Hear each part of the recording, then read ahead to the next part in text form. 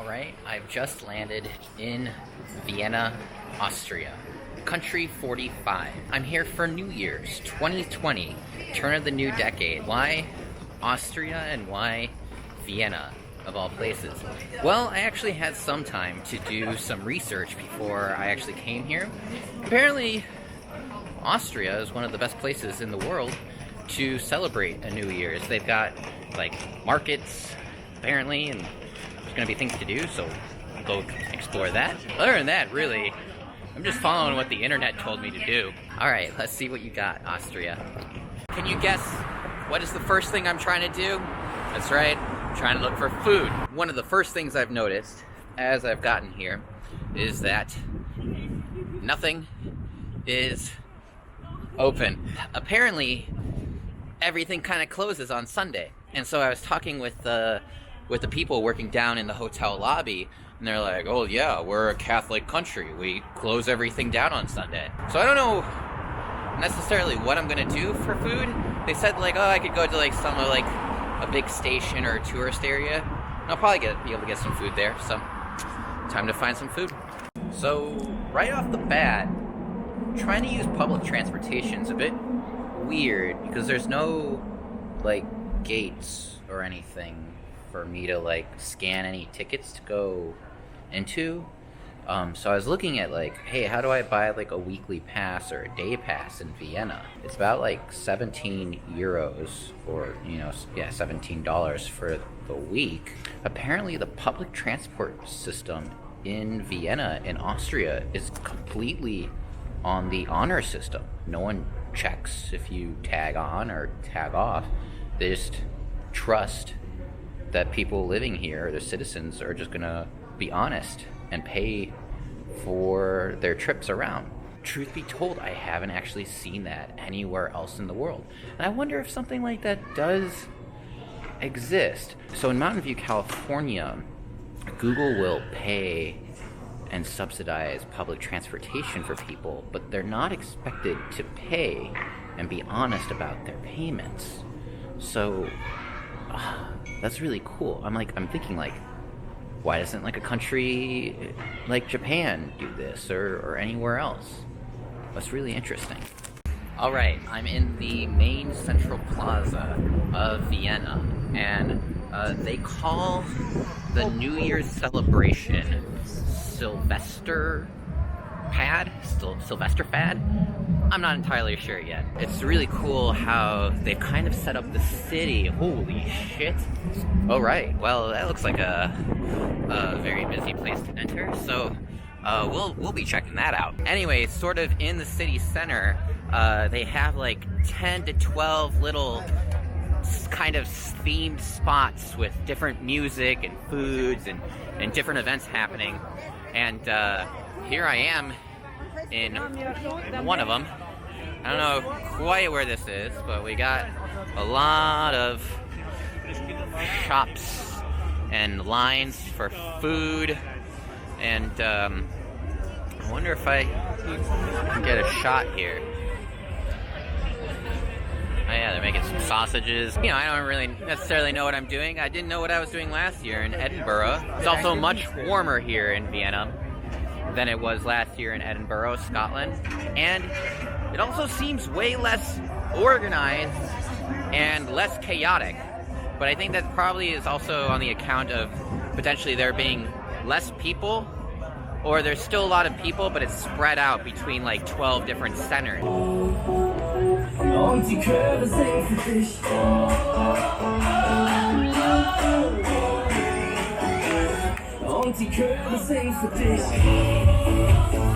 So, once I went on a date with a girl in Vietnam, and we went to this sort of fortune teller, and she super believed in all this fortune telling sort of stuff. It turns out here in Vienna there is a luck section for New Year's Eve where you can get your fortune told in many different ways.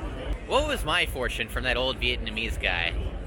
She like translated it for me, and she said like, wow, Tom, you're going to be a great, powerful man someday, which I'm sure is what any dude would probably be happy to hear, right? I don't think I'm gonna be a great and powerful man. Well, that'd be kind of cool. You know, Tom Anderson for president 20 years from now. Vote for me. So this is also super cool. They actually have a section for kids. So parents can bring their kids here.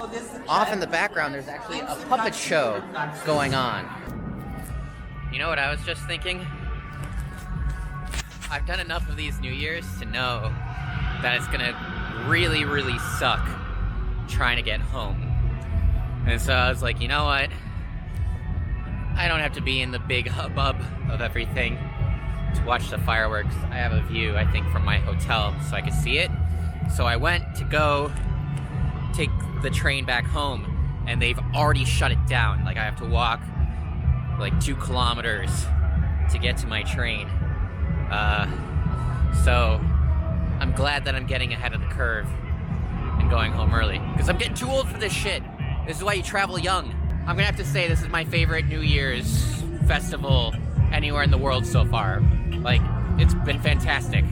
I'd definitely come back. So, I have to talk about this Austrian dessert. It's called Kaiserschmarrn mit Zwetschgenroster. What Kaiserschmarrn is this sort of like torn fried pancake with stewed plums. I'm quite addicted to it. It looks like this. You can see they have this sort of pancake batter, and they've like fried it or baked it and then dumped it in powdered sugar. And over here we have our sort of stewed plums. It ends up being like some sort of like compote jam texture type deal. And you eat them together. When you take the bite, it's just this like wonderfully very tart taste from the plums, with this like densely savory sweet taste from this pancake dough. And so, you know, when you normally eat pancakes, like the dough can be a little bland. Well, they dump this thing in so much powdered sugar, and the way they like cook it or fry it, like you can eat it and it'll stand on its own. Oh, geez. But eating it with that like plum compote or the plum sauce really brings the whole thing together. So I was walking around this morning and I've stumbled upon what seems like just like a public viewing of the Austrian Philharmonic Opera or Orchestra.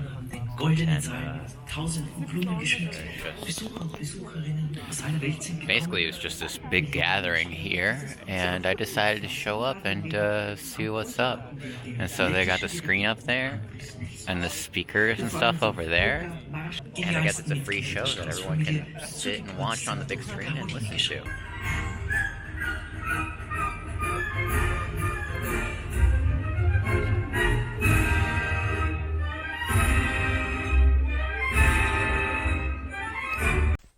So, I was just trying to find a place to study and work out of, and I was walking around, and I was hopping from cafe to cafe. Everything's like pretty much closed for New Year's. Anyways, I'm walking around, and as I'm looking at the map, there's like a little note there that says Beethoven's house is like 30 seconds over from the cafe that I'm visiting at. And so, I guess it's nice and quiet. This would have been sort of Beethoven's neighborhood for some time.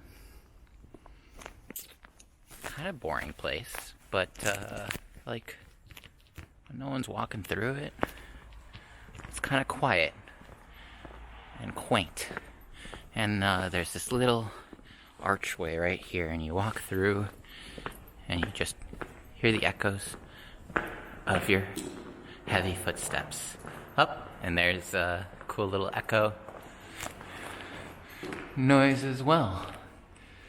I decided to go a little bit out of my way today and kind of go into like the southwestern section of Vienna, in Austria, and it's really cool. Like, it got very frosty and snowy today. We got a lot of snow-like looking things. Like, all these leaves and stuff are nice and frosted over. It's kind of feels like it's been a while since I've been in a winter wonderland of sorts. It's quite quaint. Yeah, just look at that. Buildings all frosted over with trees and everything. I mean, yes, it's so cold. Look how frosty and pretty it all is.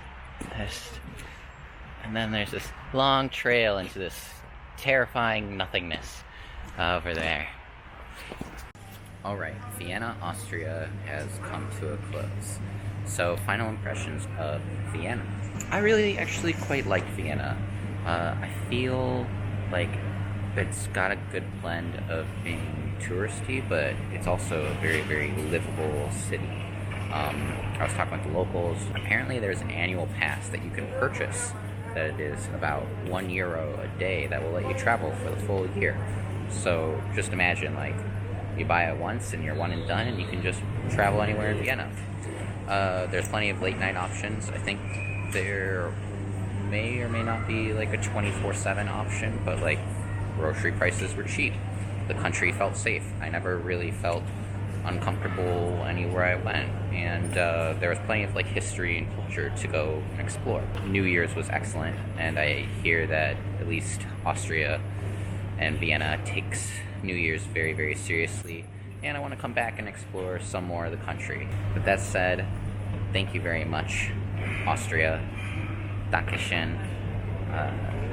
Du bist wunderschön, and until next time.